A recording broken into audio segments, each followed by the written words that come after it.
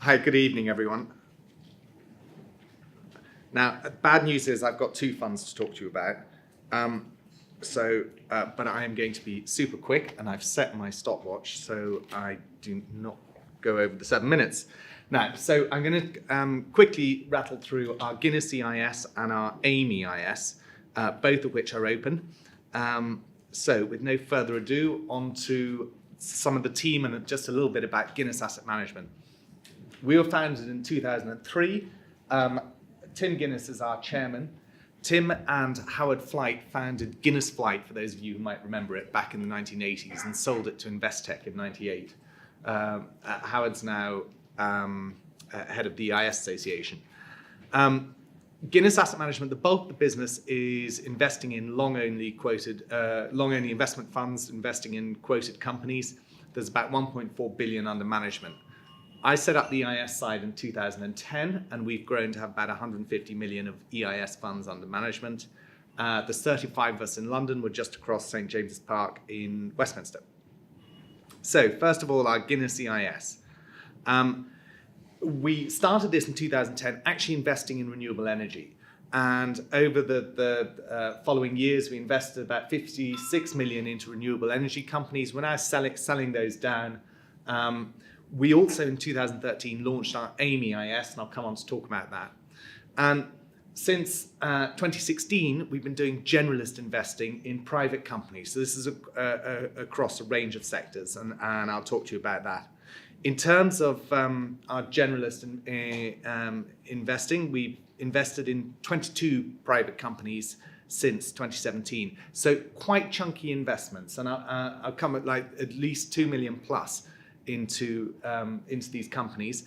And a little bit about, I'll come on to our investment strategy, but essentially we tend to go in slightly later stage. So you've seen a lot of early stage investments getting in at the ground floor and getting some startling returns as well on some of those investments. It's really fantastic. We tend to go in higher valuation, slightly later stage, and there's a reason for that. We get a bit more comfort at companies that have already proved up their product or service or technology, and so we're going in a slightly later stage. We've got 10 further investments lined up for completion this year, and just a word on what we've done. We're targeting 40 million of investments in this tax year. We have 13 left of capacity, and we're closing our next tranche on the 22nd of February. So that is what I'm sort of here talking to you about tonight. And just finally, a bit of track record on our exits.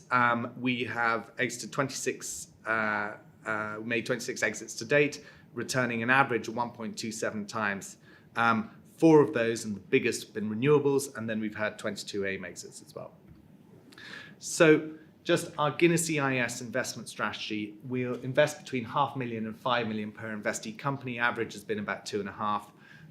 As mentioned, we're looking for scale-up businesses, or venture capital parlance, sort of Series B round, where we're going in bigger investments, more established businesses, where there's already proven up their product or service. We take board seats, we ensure there's EIS advanced assurance, we put certain constraints and supports on management, but to ensure that our investors are protected. Now, interestingly, just sort of listening to some of the exits that have happened, we target an exit period of about 4 to 5 years. When we make an investment, we look for at least a 2 times return. On a portfolio basis, we're targeting in excess of £1.25, which is an IRR of sort of 5 or 6%, a bit lower than some of the others, but again, I'll sort of we go in a slightly later stage. Along the bottom, some things we've invested in: a hydroponics business, Gravity Fitness, the trampoline parks. When we invested, there were 4 turning over about 4 million. There's now 10 turning over 10 million. A prawn farm in Scotland, quite an interesting business. Dental, also dental service businesses. Our fees, we charge a 2% transaction fee, 2% annual management charge.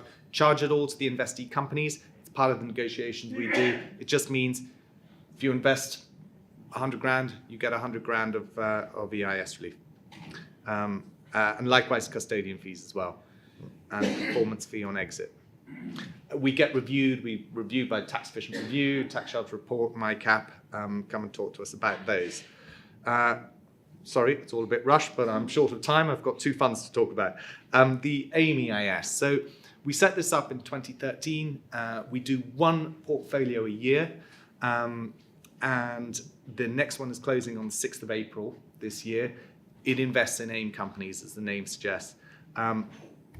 We target at least 10 investments per portfolio. Apologies, you won't be able to read any of these slides. Unfortunately, I designed them and I'm not very good at that. But we will we'll invest in at least 10 companies per across the year. Historically, over the last few years, we've done about 20 in each. We'll close on the 6th of April and we'll make all the investments for the 5th of April the following year and make the realizations in year 4. We will invest up to 20% in NEX, the growth market, and we do the odd pre-IPO as well. In terms of performance on those, we've exited, I think, all but one of the AIM 14, and that's exited at a 40% increase. AIM 15 is currently being exited, and it's at 23%. 16 still maturing. 17 got absolutely hammered in the last couple of months of last year and is sort of limping back to respectability. And 18 is still being invested.